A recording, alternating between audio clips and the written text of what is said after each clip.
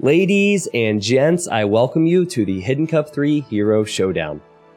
On March 19th through the 22nd, 16 of the best Age of Empires 2 pros will face off with hidden hero identities in the largest Age of Empires 2 1v1 tournament in 20 years.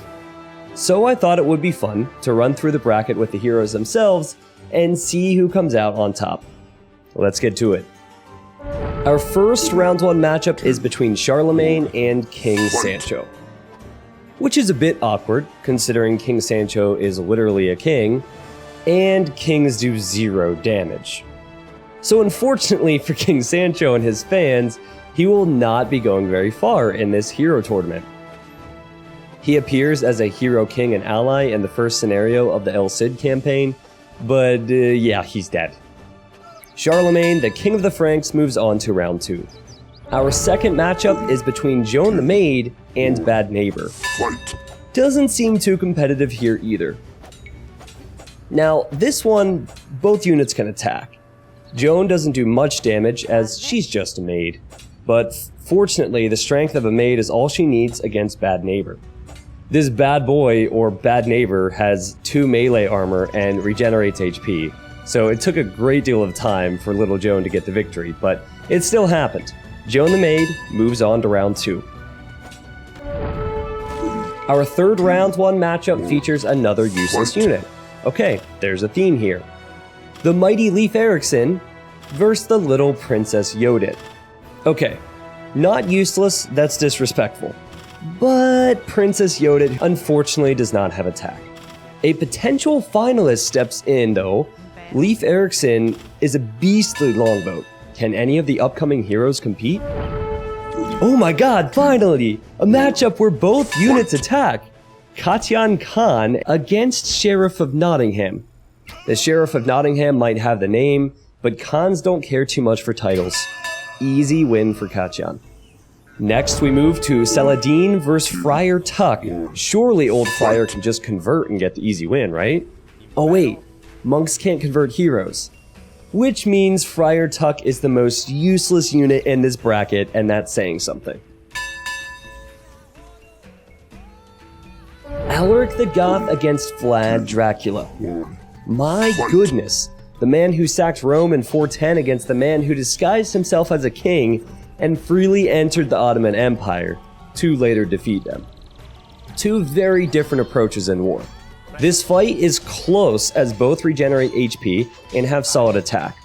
Both heroes are showing great composure in micro, using the hills to their advantage, little dodges and dekes here or there. But it does seem like the strength and attack for Vlad is slightly superior to Alaric, and though it's an incredibly close battle, Vlad moves on to the next round.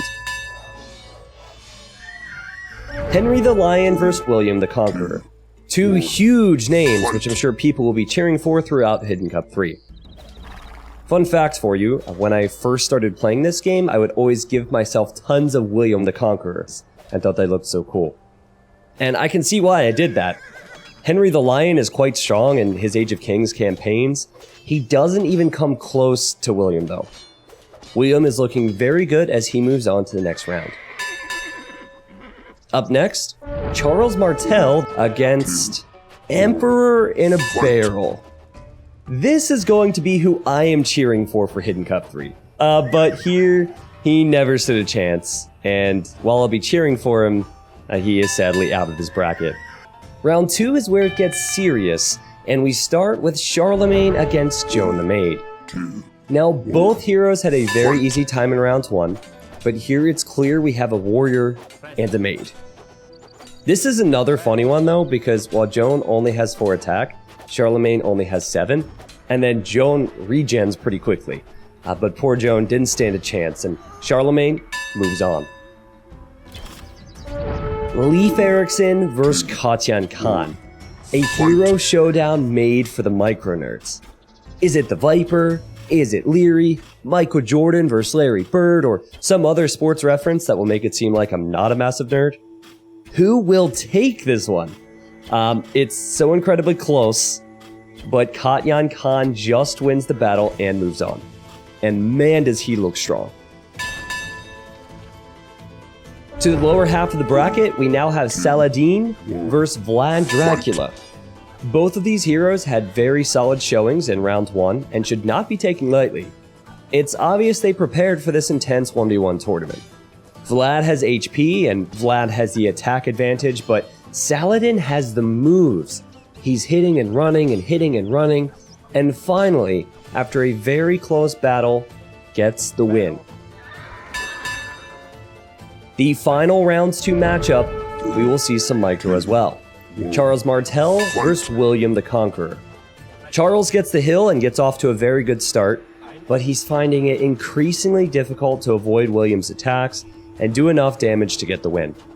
A good showing from him, but he taps out, which means we are going on to the semi-finals, boys and girls. We go into this hugely important and hype semi-final between 2 heroes, and Charlemagne is ready to stake his claim to the finals. But it is Katja who has impressed in each round, and he's just toying with the slow and sluggish Charlemagne. Is Katja Viper confirmed? He's clearly been one of the best, and he is now off to the finals. A big question now is, who will face Katja in the finals? The winner of Saladin and William the Conqueror. Both have had a tough road to get here, and both deserve the chance. William goes storming in, and Saladin is making use of his micro. It seems like Saladin is slightly faster though, and William realizes this. Hesitancy is not something you can afford in a semi-final. This is not the time to be a coward, William. You have to fight. Well, I think if he would have fought, he probably would have lost anyways. And it is Saladin who moves on. I have to say, I was not expecting this unit to make it to the finals, but he made it there. We now have our finalists. The finals begin. People from all over the world show up to witness this historic event. Saladin micros as he has done so well this tournament, and so does Katja, who is unmistakably the strongest hero in this bracket. He is the Hidden Cup 3 Hero Showdown champion. So thank you for watching and putting up with my awful attempts of hyping up a hero bracket. So my question to you, YouTube, is who will you be rooting for in Hidden Cup 3? Largely out of sympathy, I'm cheering for Emperor in the Barrel. But the most exciting thing about Hidden Cup 3 for me is that we will have the best AoE2 players in the world competing, and we will not know who is who in each set. And the players also won't know who they're facing. They don't find out until afterwards. Now, I don't know where you're watching this from or how you normally enjoy Age of Empires, but I am going to ask this of you, YouTube. Consider stopping by into the live stream over March 19th through the 22nd. The last few years have shown that AoE2 is back on the map and that people value quality video games. But I'm really hoping to take it even further for Hidden Cup 3. I have so many exciting things planned, and it'd mean the world if you could be a part of Age of Empires 2 history with me.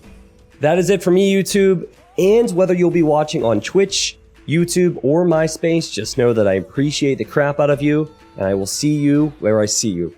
Except my friend.